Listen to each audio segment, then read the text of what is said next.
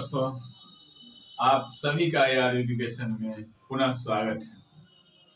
जैसा कि हम लोगों ने प्राचीन भारत को पढ़ रहे हैं, उसमें हम लोगों ने अभी मगध साम्राज्य के उत्कर्ष को पढ़ा है। इसके बाद जो प्राचीन भारत का सबसे महत्वपूर्ण टॉपिक मौर्य वंश है, आज हम लोग उसे पढ़ेंगे। मौर्य वंश के संस्थापक को हम लोग जान रहे हैं कि मौर्य वंश का संस्थापक चंद्रगुप्त मौर्य हुए। चंद्रगुप्त मौर्य। अब देखते हैं कि चंद्रगुप्त मौर्य जो मौर्य वंश के संस्थापक हुए, वो हम लोगों ने जब 16 महाजनपद में मगध साम्राज्य को पढ़ रहे थे, तो मगध साम्राज्य में हम लोग देखे थे कि इनमें कई वंश आए और सबसे अंतिम वंश जो नंद वंश था, जिस वंश का संस्थापक महापद्म नंद हुए, और उनके अंतिम शासक, नंद वंश के अंतिम शासक जो आप लोगों को याद है, धनानंद। जब धनानंद मगध साम्राज्य में शासन कर रहे थे, उस समय इस क्षेत्र में अकाल हुआ और ये ऐसे शासक थे जो क्रूर अत्याचारी रूप से अपने राजपाट को चला रहे थे। उसी क्रम में हुआ क्या कि जब तक्षशिला के आचार्य चाणक्य, दूसरा नाम कौटिल्य, विष्णुगुप्त, इन्हीं का नाम है, चाणक्य उनके दरबार में जाते हैं और इन सभी समस्याओं से उन्हें अवगत कराने की कोशिश करते हैं। उसी समय उसे भारी दरबार में अपमानित किया जाता है। जब चाणक्य को अपमानित करके उस दरबार से निकाल दिया जाता है, तब चाणक्य ने इस वंश की समाप्ति के बारे में सोचा। उसी समय उसने प्रण ले लेता है और एक लड़का, जिनके बारे में देखा कि एक कुशग्र बुद्धि और इस तरह से तलवारबाजी से प्रशिक्षित लड़का था, उसे अपने पास लाके प्रशिक्षित किए, जिसका नाम चंद्रगुप्त मौर्य। और चंद्रगुप्त मौर्य के माध्यम से चाणक्य ने धनानंद की हत्या करवा दी। तो चाणक्य ने चंद्रगुप्त मौर्य के द्वारा धनानंद की हत्या करके नंद वंश के समाप्त कर दिया और एक नए वंश, चंद्रगुप्त मौर्य ने एक नए वंश का स्थापना करता है, जिस वंश का नाम मौर्य वंश होता है। मौर्य वंश का काल देखें तो 322 ईसा पूर्व से लेकर 185 ईसा पूर्व तक के काल को पूरा कवर करता है। तो जब हम लोग मौर्य वंश के काल पढ़ेंगे, तो मौर्य वंश में कई प्रमुख शासक हुए और इनके कार्य भी कई महान कार्य थे। इन्हें जानना अति महत्वपूर्ण है और परीक्षा के लिए प्रत्येक तथ्य महत्वपूर्ण होगा, इसीलिए इसे देखना हमें महत्वपूर्ण होगा। चलिए देखते हैं। तो मौर्य वंश में हम लोग देखते हैं कि इस वंश के बारे में जो हमें जानकारी देता है, हम लोगों ने पहले वीडियो से कह रहे हैं कि किसी भी वंश के बारे में जो जानकारी देता है प्राचीन काल में, वो कोई न कोई साहित्य होता है, या पुरातत्व साक्ष्य होता है, या सिक्के होते हैं। तो इस वंश की जानकारी देने के लिए हमारे पास कई साहित्य ग्रंथ उपलब्ध है। उस साहित्य ग्रंथ के रचनाकार और साहित्य का नाम हमारे लिए महत्वपूर्ण हो जाता है। इसे देख लेते हैं और इसे याद करेंगे बार बार बोलकर। कौटिल्य का अर्थशास्त्र। कौटिल्य जो बोले गुरु या चाणक्य या विष्णुगुप्त, उनका कौन सा अर्थशास्त्र, कितने अधिकरण में बटे हुए अर्थशास्त्र? 15 अधिकरण में। ये हो गया पुस्तक का नाम, ये राइटर का नाम।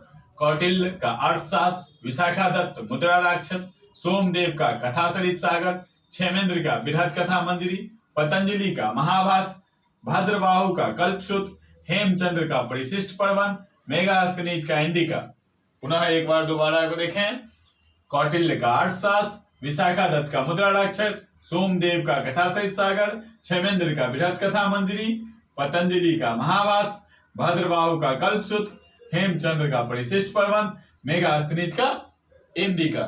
इन सभी साहित्य ग्रंथों से, इन सभी किताबों से हमें मौर्य वंश के बारे में पता चला। अब मौर्य वंश के बारे में जब पता चलता है, तो हम लोग देखें कि मौर्य वंश के संस्थापक, हम लोगों ने इस किस्सा को जान चुके कि नंद वंश के अंतिम शासक किनको, धनानंद को हत्या किनके द्वारा? चंद्रगुप्त मौर्य के द्वारा चंद्रगुप्त मौर्य को किसने तैयार किया? चाणक्य ने। और अपने अपमान का बदला धनानंद की हत्या कर उस वंश को, नंद वंश की समाप्त कर एक नया वंश मौर्य वंश का स्थापना करता है, जिस वंश की राजधानी कहाँ होता है? पाटलिपुत्र। अब मौर्य वंश का नाम मौर्य वंश क्यों? तो चंद्रगुप्त के माता पिता के बारे में तो ज्यादा विशेष जानकारी प्राप्त होता नहीं, कि बचपन में ही उसे चाणक्य ने अपने पास लिया था, कोई जानकारी नहीं। कोई क्षत्रिय कहते हैं तो कोई ब्राह्मण कह देते हैं, कोई वैश्य कह देता है।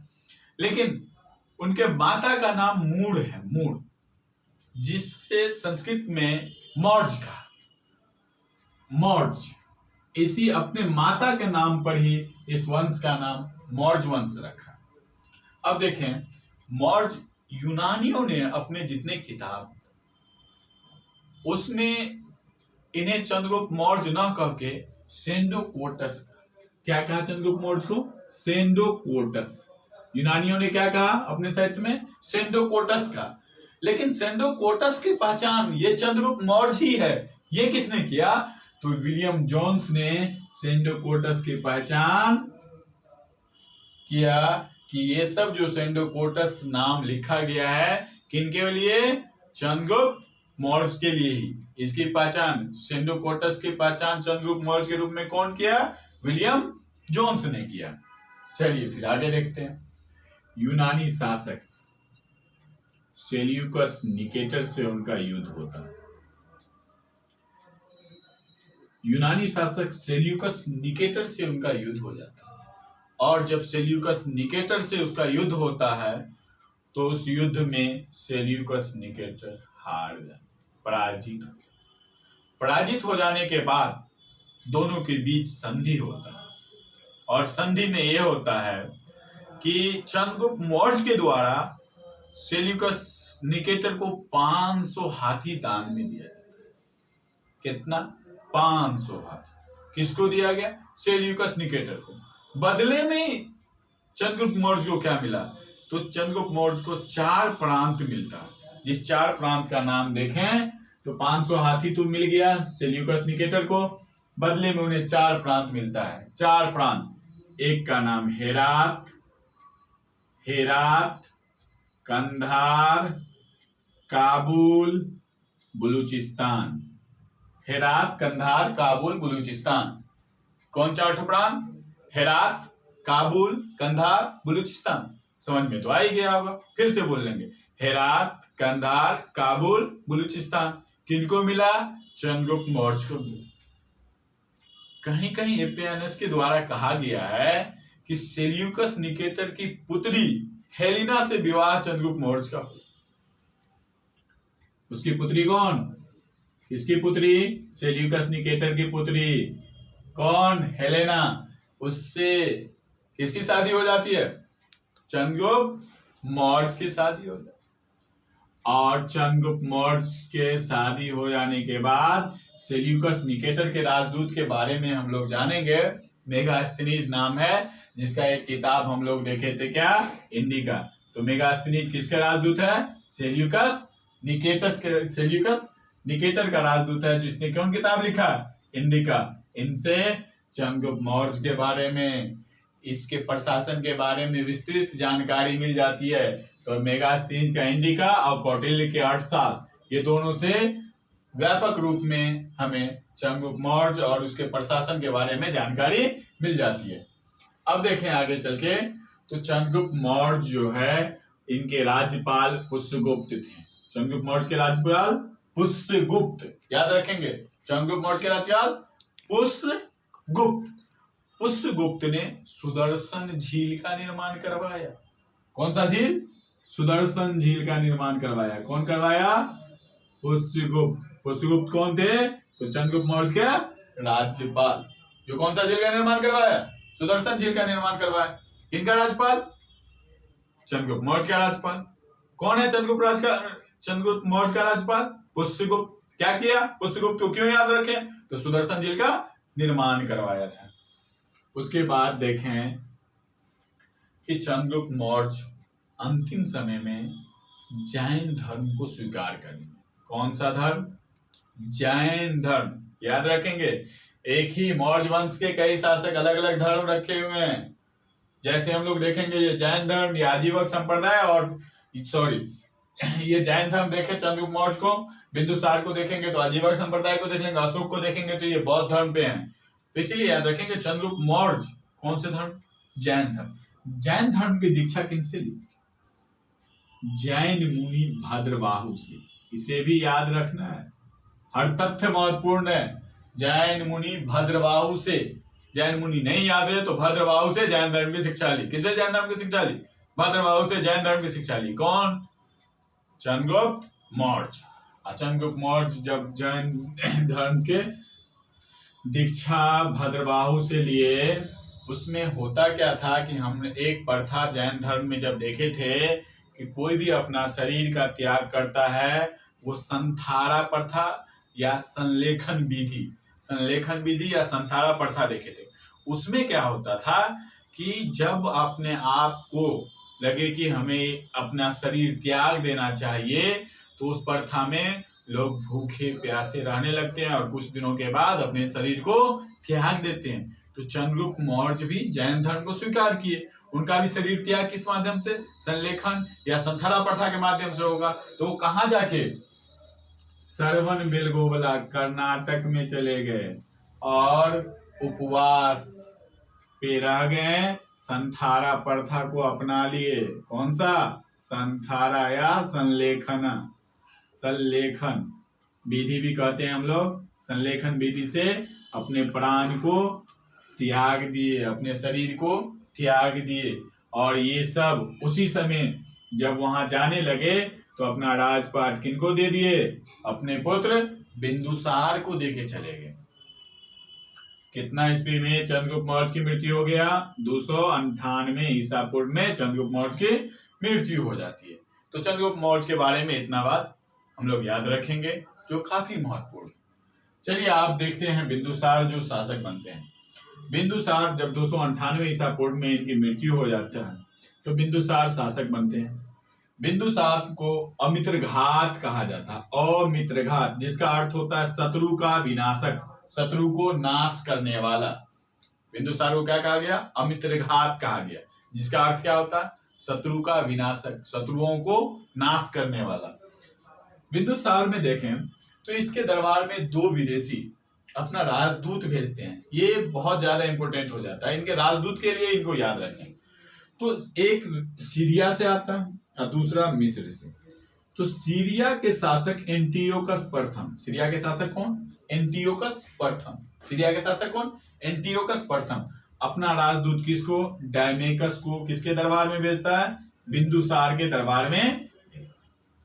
सीरिया के शासक एंटियोकस प्रथम ने किनको?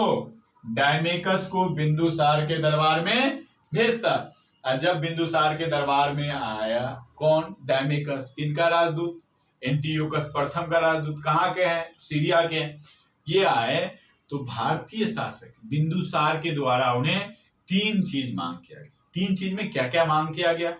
एक मांगा गया सूखा अंजीर।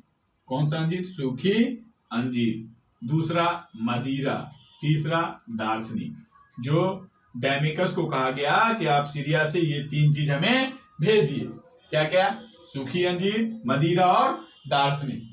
तो एंटियोकस प्रथम ने सूखी अंजीर भेज दिया, मदिरा भी भेज दिए, लेकिन दार्शनिक नहीं भेजे। वो बोले कि हमारे यूनानी कानून में दार्शनिक का विक्रय नहीं किया जाता है। समझ गए? सूखी अंजीर और मदिरा आ गया, लेकिन दार्शनिक नहीं भेजा गया। यूनानी कानून में दार्शनिक का विक्रय नहीं होता। ये किसने बताया? डायमेकस। किनका राजदूत था? एंटियोकस प्रथम का राजदूत था। कहाँ के थे? सीरिया के। चलिए अब देखते हैं दूसरा, मिस्र के। मिस्र के शासक टॉलमी द्वितीय फिलाडेल्फस। डायमेकस किसके दरबार में आए? बिंदुसार के। क्या चंद्रगुप्त मौर्य के या अशोक के? नहीं, बिंदुसार के दरबार में। ये याद रखना है। टॉलमी द्वितीय फिलाडेल्फस ये किनके दरबार में आए? कहाँ के हैं? मिस्र के। मिस्र के टॉलमी द्वितीय फिलाडेल्फस। 2-3 बार बोलेंगे नाम याद हो जाएगा। टॉलमी द्वितीय फिलाडेल्फस। टॉलमी द्वितीय फिलाडेल्फस कहाँ के हैं? मिस्र के हैं, किसके दरबार में आ रहे हैं? सॉरी, ये तो मिस्र के शासक हुए, उनके राजदूत है डायनोसियस। क्या नाम है राजदूत का? डायनोसियस। डायनोसियस को ये बिंदुसार के दरबार में भेजते हैं। मिस्र के शासक टॉलमी फिलाडेल्फस द्वितीय ने अपने राजदूत डायनोसियस को बिंदुसार के दरबार में भेजते हैं। तो ये याद रखेंगे कि दो राजदूत आए थे, एक सीरिया से आए, दूसरा मिस्र से आए। सीरिया से कौन, किसका राजदूत? सीरिया से एंटियोकस प्रथम का राजदूत कौन? डायमेकस प्रथम। किसके दरबार में? बिंदुसार के दरबार में। मिस्र से कौन? टॉलमी फिलाडेल्फस द्वितीय। किसके दरबार में? बिंदुसार के दरबार में। किस राजदूत को भेजता है? तो डायनोसियस को भेजता है। ठीक है, इतना को याद रखेंगे कि दो राजदूत आते हैं, एक आते हैं डायमेकस, दूसरा आते हैं डायनोसियस। डायमेकस कहाँ के हैं, डायनोसियस कहाँ के हैं, बार बार देख लेंगे, एक दो बार वीडियो देखने पर याद हो जाएगा। तक्षशिला का चार्ज के बारे में तो हम लोग जानते ही हैं, कौन थे? चाणक्य, वहीं के प्रधानमंत्री हैं। उस समय बिंदुसार जब शासन में है, चंद्रगुप्त मौर्य के भी शासन में प्रधानमंत्री वही रहे, और बिंदुसार भी शासक में रहे, उस समय भी प्रधानमंत्री चाणक्य ही है। उस समय वहां पर कहा तक्षशिला में दो विद्रोह हो, तक्षशिला में विद्रोह हो जाता है। तो बिंदुसार ने विद्रोह को दबाने के लिए पहले सुसीम को, अपने पुत्र सुसीम, और बाद में किसको? अशोक को भेजते हैं। तो तक्षशिला में विद्रोह को दबाने के लिए किसको भेजा गया? सुसीम को पहले भेजा गया, बाद में अशोक को भेजा गया। अब बिंदुसार की समाप्ति हुई, मृत्यु हो जाती है। बिंदुसार को उतना ज्यादा महत्वपूर्ण नहीं देखेंगे, लेकिन सम्राट महान अशोक के बारे में तो ज्यादा महत्वपूर्ण है। तो आते हैं अब अशोक के बारे में हम लोग पढ़ेंगे। अशोक किस वंश का शासक है? मौर्य वंश का। अशोक किस वंश के बाद शासक है? मौर्य वंश का। किसके पुत्र? बिंदुसार के पुत्र। अब देखिए, अशोक का वास्तविक राज्याभिषेक 269 ईसा पूर्व में होता। ईसा पूर्व तो हम बता ही दिए थे कि ईसा मसीह के जन्म से जो पहले का काल जो होता है ईसा पूर्व, वो घटते हुए क्रम में आएगा। तो अशोक का वास्तविक राज्याभिषेक कब हुआ? 269 ईसा पूर्व में। अशोक शासन जब मौर्य वंश के गद्दी पर बैठने से पहले उज्जैन का राज्यपाल, पूछ लिए जाता है प्रश्न, अशोक शासक बनने से पहले कहाँ के राज्यपाल था? उज्जैन का राज्यपाल। कहाँ का? उज्जैन का राज्यपाल। क्या जितना भी किताब या अभिलेख या शिलालेख देखते हैं हम लोग, क्या सब में अशोक नाम से लिखा हुआ? जैसे चंद्रगुप्त मौर्य को क्या कहा गया था? सिंधुकोटस कहा गया था यूनानियों। इसकी पहचान जो है विलियम जोन्स ने की थी कि यही है चंद्रगुप्त मौर्य के बारे में। तो अशोक के बारे में मस्की, गुर्जरा, नेट्टूर, उदयगोलम, इन्हीं अभिलेखों में अशोक कहा गया। कौन कौन अभिलेख? मस्की, गुर्जरा, नेट्टूर, उदगोलम। मस्की, गुर्जरा, नेट्टूर, उदगोलम। मस्की, गुर्जरा, नेट्टूर, उदगोलम। अशोक कहा गया। अशोक को अशोक किस अभिलेख में कहा गया? मस्की, गुर्जरा, नेट्टूर, उदगोलम। बाकी अभिलेखों में उसे देव नाम प्रिय या प्रियदर्शी कहा गया है। इसे अशोक को। अशोक का जब राज्याभिषेक 269 ईसा पूर्व में होता है, उसके 8वें वर्ष यानी कि 261 ईसा पूर्व में अशोक कलिंग पर आक्रमण करता है। जब अशोक अपने राज्य गद्दी पर बैठता है तो उस समय 4 प्रांत होता है। चंद्रगुप्त मौर्य, बिंदुसार, कितने प्रांत पर राज शासन किए? 4। लेकिन अशोक ने कलिंग पर आक्रमण कर कलिंग की राजधानी तोसली पर को अपने कब्जे में ले लिया। तो उस समय प्रांतों की संख्या कितनी हो गई? 5। तो अशोक के समय मौर्य वंश में प्रांतों की संख्या 5 हो गई। कलिंग पर आक्रमण किया कितने वर्ष में? 8वें वर्ष में। कलिंग के आक्रमण के बाद हम लोग देखेंगे कि अशोक क्या किया? युद्ध नीति का त्याग कर। उसके बाद अशोक ने किसी पर युद्ध नहीं किया और ये धम्म नीति को अपना लिया। युद्ध नीति को त्याग कर धम्म नीति को अपना लिया। मीन्स कि अब अहिंसा वाले मार्ग को अपना लिए, अब हिंसा के ओर नहीं चलेंगे। तो किस युद्ध के बाद अशोक ने धम्म नीति को अपना लिया, युद्ध को त्याग दिया। तो कलिंग युद्ध, कलिंग युद्ध कौन से वर्ष किए थे? 8वें वर्ष राज्याभिषेक के। तो 8वें वर्ष कब? 269 में राज्याभिषेक हो गया। तो 8वें वर्ष बाद कब? 261 ईसा पूर्व में। अब 10वें वर्ष जो है, इस समय तो युद्ध त्याग दिया, अब तो धम्म पे चलने लगे। तो बौद्ध गया है कब? 10वें वर्ष। बौद्ध गया की यात्रा कब किए? 10वें वर्ष। और 20वें वर्ष में लुम्बिनी ग्राम की यात्रा, याद रखेंगे। 10वें वर्ष बौद्ध गया, 20वें वर्ष लुम्बिनी गए। 10वें वर्ष कहाँ गए? बौद्ध गया गए, और 20वें वर्ष लुम्बिनी ग्राम की यात्रा की।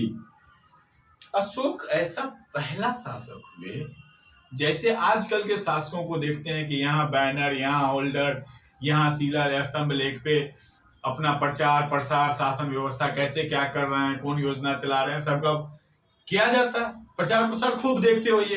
तो आजकल तो बैनर पोस्टर आ गया, उस समय तो था नहीं।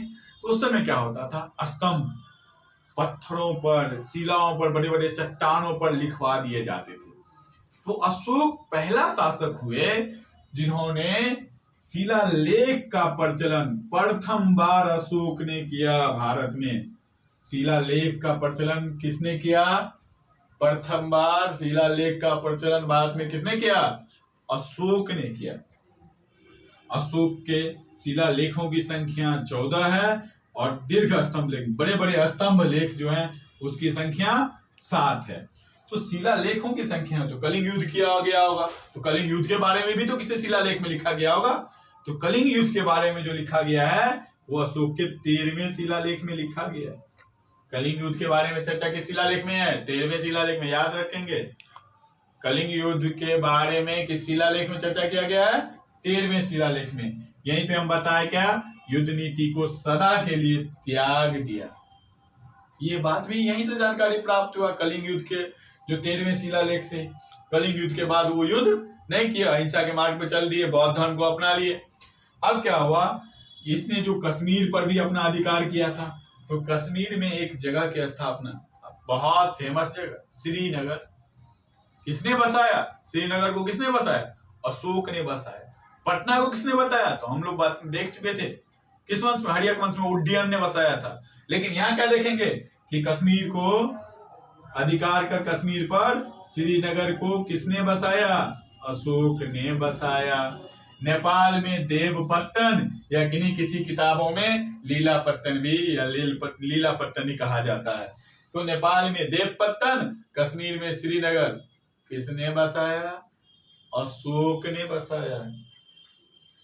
अशोक के जितना भी अभिलेख या स्तंभ लेख होता है, जैसे आजकल सभी का क्या होता है, अपना जो प्रचार प्रसार करता है प्रशासनिक, तो ये जो था सभी शिलालेख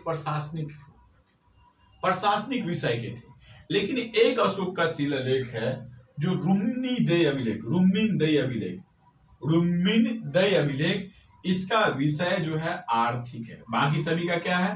प्रशासनिक। बाकी सभी का प्रशासनिक, इसका क्या है? आर्थिक। रुम्निदेय अभिलेख का क्या है? आर्थिक विषय। बाकी सभी का प्रशासनिक विषय है। अब देखेंगे कि अशोक के कौशाम्बी और प्रयाग अभिलेख, कौशाम्बी और प्रयाग अभिलेख में अपनी रानी, अशोक की रानी कारूबाकी की चर्चा की। किस अभिलेख में? कौशाम्बी और प्रयाग अभिलेख में। अभिलेखों को याद करना जरूरी है, इसीलिए वीडियो को 1 से 2 बार देख लेंगे।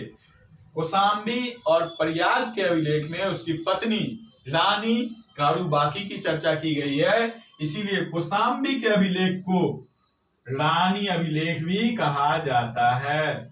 कौन सा अभिलेख? रानी अभिलेख। किसको कहा जाता है?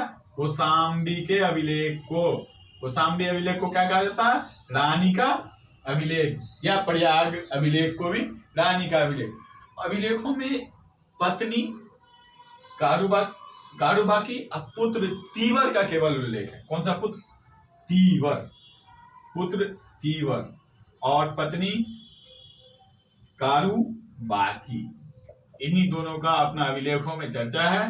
बाकी सभी अभिलेख के बारे में हम लोग क्या देखे कि प्रशासनिक विषय के थे, लेकिन रुम्निदेय का अभिलेख था जिसका विषय आर्थिक था। अब देखें, अशोक ने भी बौद्ध धर्म की दीक्षा ले ली और बौद्ध धर्म को अपना लिया। हमने पहले ही बता दिया कि चंद्रगुप्त मौर्य जैन धर्म और बिंदुसार आजीवक संप्रदाय, लेकिन अशोक किन धर्म को? बौद्ध धर्म को अपना लेते। अशोक जो बौद्ध धर्म को अपनाते हैं, इसकी शिक्षा बौद्ध भिक्षु उपगुप्त से लेते हैं। बौद्ध भिक्षु कौन? उपगुप्त। बौद्ध धर्म की दीक्षा किनसे लेती है? उपगुप्त से लेते हैं। कौन? अशोक। क्या देखे थे? चंद्रगुप्त मौर्य जैन दीक्षा भद्रबाहु से लिए थे, लेकिन ये बौद्ध धर्म की दीक्षा उपगुप्त से लेते हैं। अब बौद्ध धर्म का जब दीक्षा ले लेते हैं तो हम लोग देखें क्या कि बौद्ध गया भी 10वें वर्ष गया, लुम्बिनी भी गया। ये सब क्या है? बौद्ध धर्म के धार्मिक स्थल है। जाने थे हम लोग बौद्ध धर्म के जन्म मरण में लुम्बिनी। अब देखें, धर्म प्रचार के लिए, बौद्ध धर्म के प्रचार के लिए, कौन से धर्म प्रचार के लिए? बौद्ध धर्म प्रचार के लिए महेंद्र और संघमित्रा, पुत्र और पुत्री, मीन्स बेटा और बेटी को श्रीलंका भेजा। किसके लिए? तो बौद्ध धर्म के प्रचार के लिए। कौन भेजे? अशोक भेजे। कहाँ भेजे? श्रीलंका भेजे। किनको भेजे? तो अपना बेटा बेटी, क्या नाम है? महेंद्र और संघमित्रा। महेंद्र और संघमित्रा को बौद्ध धर्म के प्रचार के लिए कहाँ भेज दिए? श्रीलंका भेज दिए। अशोक ऐसे शासक थे जो सहिष्णु प्रवृत्ति के थे। ऐसा नहीं कि बौद्ध धर्म हमारा है तो बौद्ध धर्म को ही फलीभूत करें, बौद्ध धर्म को ही प्रचार प्रसार करें, अन्य धर्म को छोड़ दें। ऐसा भी नहीं था। अशोक नागार्जुनी और बराबर की पहाड़ी, इसके पुत्र पौत्र दशरथ, इनके द्वारा भी नागार्जुनी पहाड़ी या बराबर की पहाड़ियों में आजीवक संप्रदाय के लिए 3 गुफाएं दान में दिया गया, आजीवक संप्रदाय के लोगों को रहने के लिए। जब अशोक की मृत्यु 232 ईसा पूर्व में हो जाता और यहीं पर अब मौर्य काल, धीरे धीरे मौर्य काल का विनाश होने लगता है, मौर्य काल समाप्त हो जाता है। तो हम लोग देखें कि अशोक जो है, ये क्या देखें कि अशोक के मृत्यु 232 ईसा पूर्व में हो जाता है। अशोक कालीन या मौर्य काल में मूर्ति कला बहुत उत्कृष्ट थी। तो एक मूर्ति कला को हम लोग जान ले पीटी में, तो एक मूर्ति कला में अशोक कालीन मूर्ति कला सारनाथ का स्तंभ, जिसमें 4 सिंह एक दूसरे से पीठ सटा के बैठे हुए हैं, आप लोगों ने देखा होगा। ये सारनाथ का स्तंभ, जिसको अभी भारत का राष्ट्रीय चिन्ह के रूप में माना जाता है। तो भारत का राष्ट्रीय चिन्ह क्या है? सारनाथ का स्तंभ है, जिसमें कितने सिंह हैं? 4 सिंह हैं, एक दूसरे को मुंह करके, एक दूसरे की तरफ पीठ करके बैठे हुए। लेकिन ये किस काल का बना हुआ है? तो अशोक कालीन। तो उस समय मूर्ति कला की विशिष्टता देखी जाती है। ये सब लाल बलुआ पत्थर से बनते थे। हमने जैसे देखा कि अशोक के अभिलेखों को देखा, तो अशोक के अभिलेख का खोज करने वाला कौन हुए और पढ़ने वाला कौन हुए? तो सबसे पहले अशोक के अभिलेख को खोज किया 1750 ईस्वी में टीफेन थेलर। कब खोज हुआ अशोक के अभिलेख का? 1750 में। और खोज कौन किए? टीफेन थेलर। कब? 1750 में। अशोक के अभिलेख का खोज कब हुआ? सबसे पहले 1750 ईस्वी में। कौन खोजे? टीफेन थेलर। लेकिन पढ़ा कौन सबसे पहले? तो पढ़ने वाला में 1837 ईस्वी में पढ़ते हैं, जिसका नाम है जेम्स प्रिंसेप।